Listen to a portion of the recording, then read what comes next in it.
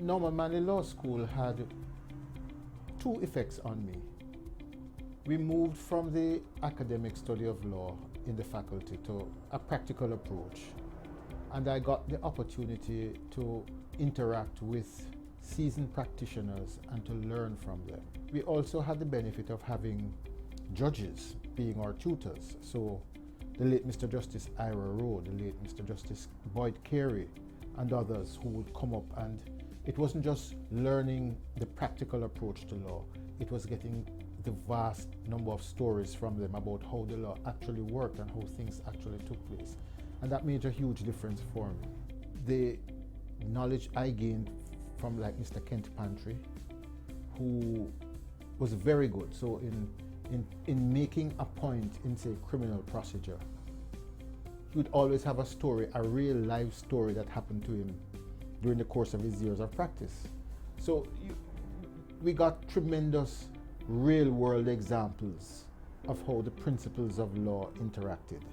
Mr. Dennis Morrison, at the time he was just Mr. Dennis Morrison, who taught us the law of evidence, was not only a brilliant teacher, but an able raconteur, and he always, again, had a lot of stories to tell you. And it's the real life stories for me that bring the law to life.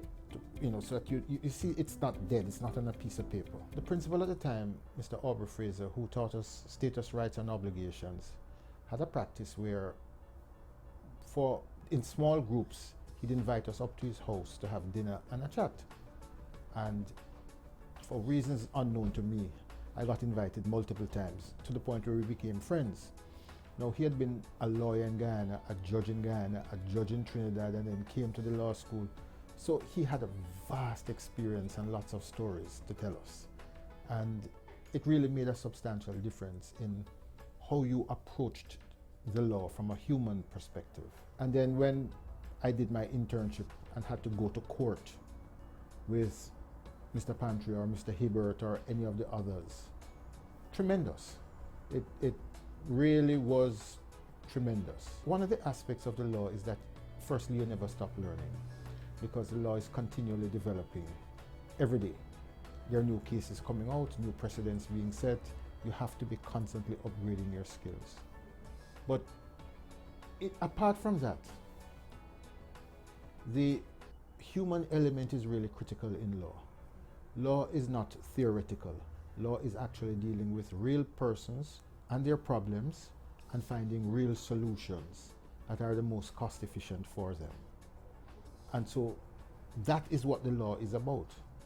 It's about solving problems for people. My advice is very simple. You are constantly learning. So if you're not prepared to be constantly learning, to be constantly reading in your area, because you can't do everything in law, but in your area, you need to get in the habit of pulling down the law reports, the cases when they come out on the particular area, and just reading and developing yourself, because the law is not static, it is dynamic, it changes from year to year, and you just have to be there with it. So if you're not prepared to do that, then perhaps maybe you should find something else to do. But the good thing about law is that it provides a foundation for doing many things. There are endless jobs you can do simply because you were trained as a lawyer and you know how to think and how to problem solve. Lawyers in a country like Jamaica are in the top 5% of income earners in the country.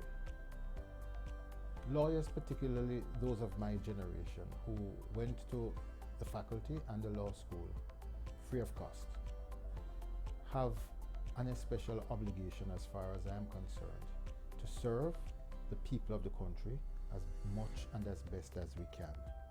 So we were given an education. That education has made us what we are.